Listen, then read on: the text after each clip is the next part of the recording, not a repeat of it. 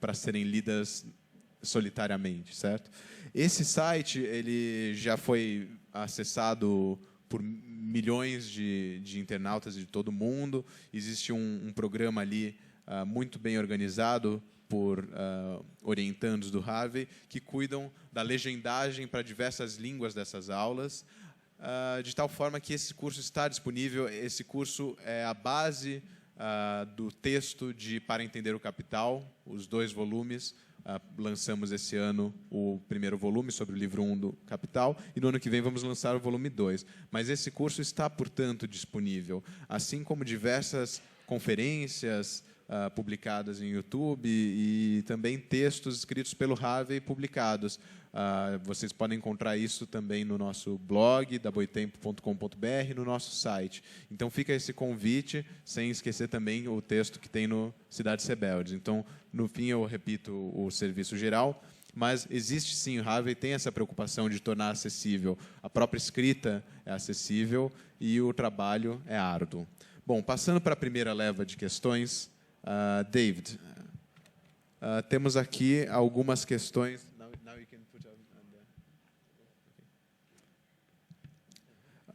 Agora temos algumas questões, primeiro, voltadas à questão urbana. Gostaria de solicitar-lhe a gentileza de discorrer um pouco sobre o tema da...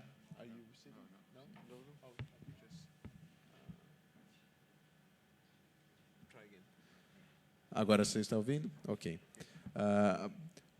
Tocando em questões urbanas, se você poderia fazer um comentário sobre o processo de gentrificação, assim como o processo de remoções em áreas de moradia popular, para, enfim, os mais diversos fins. Da mesma forma, há também aqui uma questão sobre o que, no seu entendimento, os urbanistas contemporâneos podem fazer para atuar em projetos urbanos nas cidades e se comunicar com os cidadãos em geral. Então, essa é uma primeira leva de questões. Enquanto você responde, eu vou organizando aqui mais questões.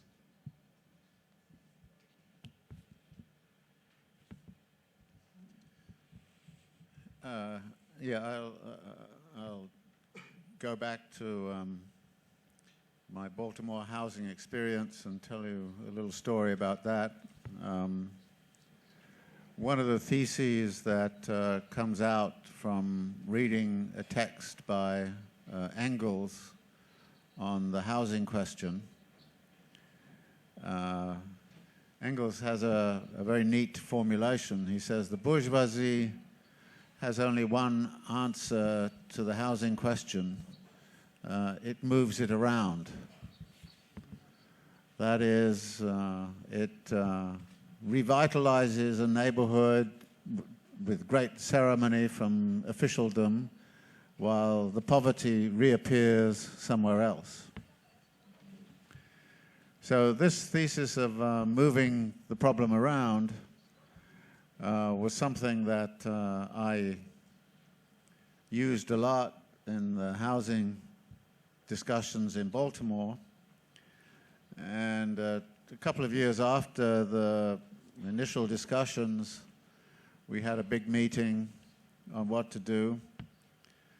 And at that time, some of the people in the city decided I was obviously a leftist and therefore needed to be attacked.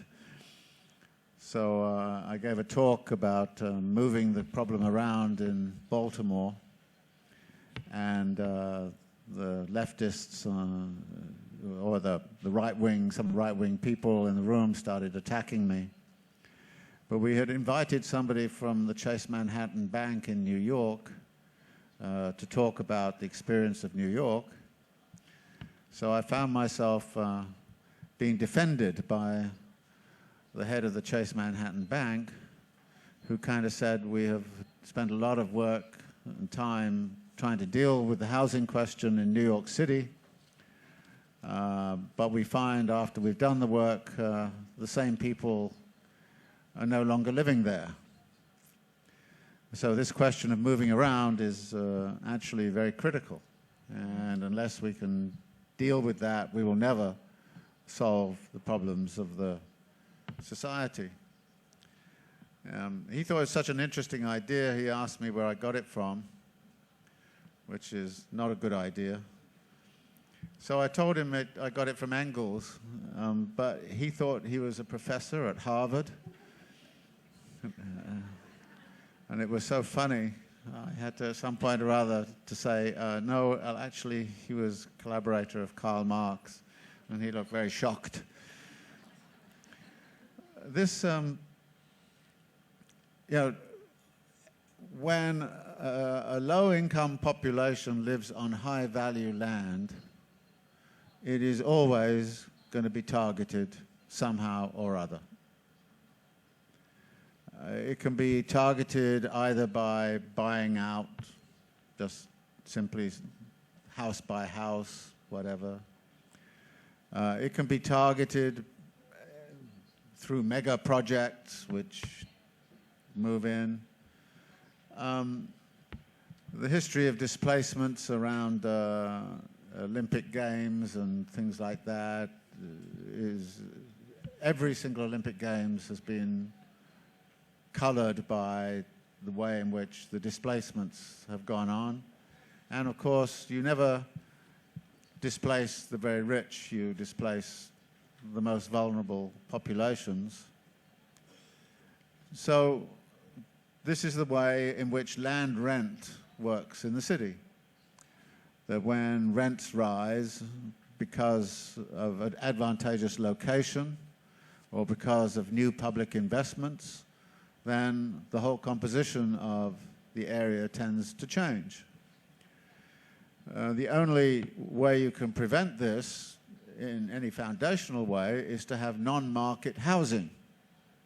That is, market that cannot pass into the market system. There are various ways of doing that. Public housing, of course, is one of them, but as we saw with Margaret Thatcher, it's always possible to sell that off at a certain point. There are various legal systems that allow people to have non-market housing. Actually, a surprising number of them exist in the United States. I won't go through what they are, but there are many of them. And they can be used. So the big question is how to develop a political movement which is going to use these legal apparatuses which take housing out of being a commodity and turn it into a common good, or a public asset, or a common good. I'd rather it was a common good than a public asset. For example, there's an organization in New York City called Picture the Homeless that is really trying to set up alternative legal structures. But in order to do that, it needs, first of all, to get access to the land, access to the properties. And for this, you need state assistance. And of course, when you have a billionaire who is the mayor of the city, he's not going to do it. They're not going to help at all.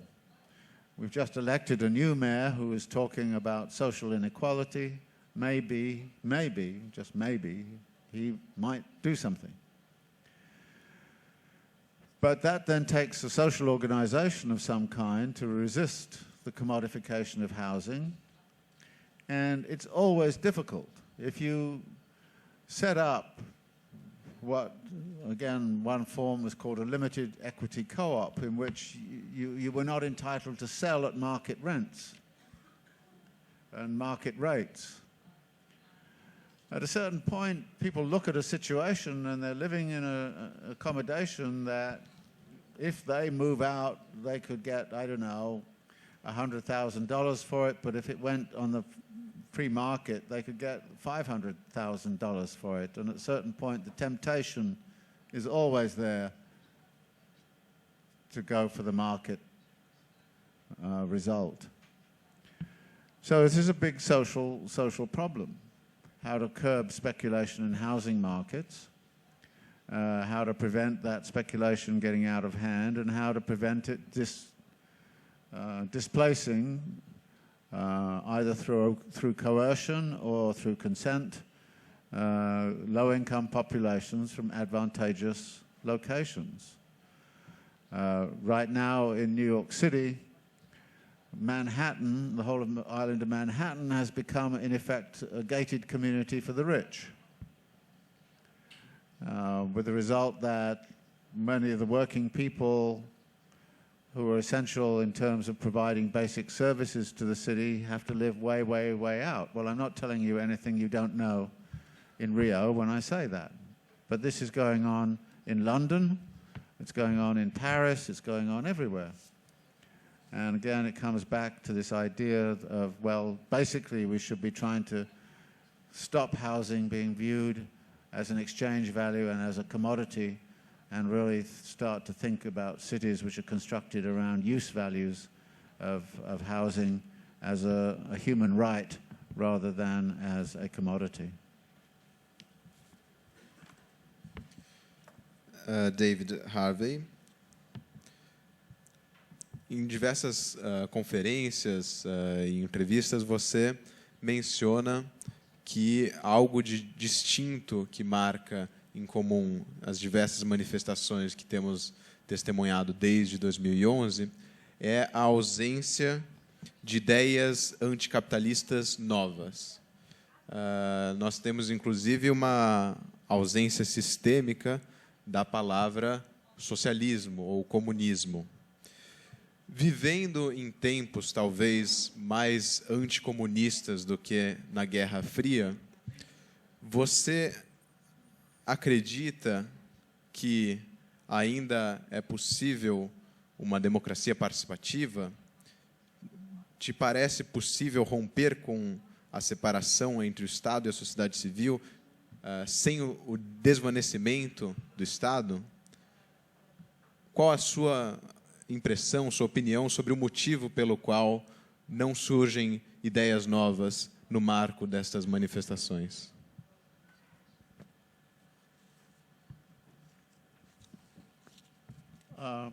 Actually, if I said there are no new ideas, I misspoke, because there are a lot of new ideas around.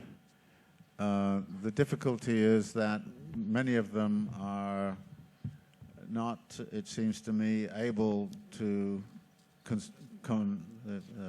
confront the nature of the capitalist beast. That these new ideas are sometimes to engage in practices which maybe can help democratize to some degree, and there are small reforms which can occur. Just give you an example which has spread around the world from Brazil, which is the idea of participatory budgeting. Now, if you look at the history of that, first off, it's never been about the budget as a whole. It's always only ever been about a small percentage of the budget. Maybe 15% at most of the budget goes through the participatory practices. Secondly, it seems to give the idea that there is some sort of collective control over what is happening in the city, when in fact it often gives discretionary to something that is a discretionary component to what is already happening anyway. So I'm not against participatory budgeting because it involves citizens in decision making, it brings people together and the like, it has a social and a political function. But I don't think participatory budgeting can provide the answer to developing a non-capitalist city. And I don't think that any city here in Brazil has managed to become a non-capitalist city through participatory budgeting. And we have a considerable interest now in New York City in participatory budgeting, and I'm supportive of it. But at the same time, I'm saying, look, this is a good thing to do, but it's something that has to change into something else if we're really going to get a hold on what is happening in the city in general, which is effectively defined in the New York case by the real estate board and the construction interests and the big financiers, and they have a tremendous influence in city government. So I think that there are new ideas, but they're not sort of oriented, it seems to me, as part of a general sort of anti-capitalist project, which is, I think, what I would be primarily interested in trying to encourage. I think the other thing I would want to say is that some of these new ideas are very small scale. There's a tendency right now to kind of, for the left, to take micro approaches. It's what I call a sort of a termite approach to politics. You put yourself and you hope that by gnawing away at the structures, eventually the whole structure of capitalism will fall down. And I'm not against what I call termite politics. But again, I think that at some point or other you have to have some idea of what it is you're going to put in its place. I'm personally convinced that one of the difficulties on the left has been to adapt to a situation in which the focus of struggle is no longer the workplace. It has to be the city as a whole, which includes the workplace. The left historically has always defined the proletariat as the factory worker. Well, in the United States, factory work, a lot of it has disappeared. And then the left kind of says the proletariat's disappeared, therefore we have no agent that's going to create history. And you say, well, my definition of the proletariat is everybody who is engaged in the processes of production and reproduction of urban life.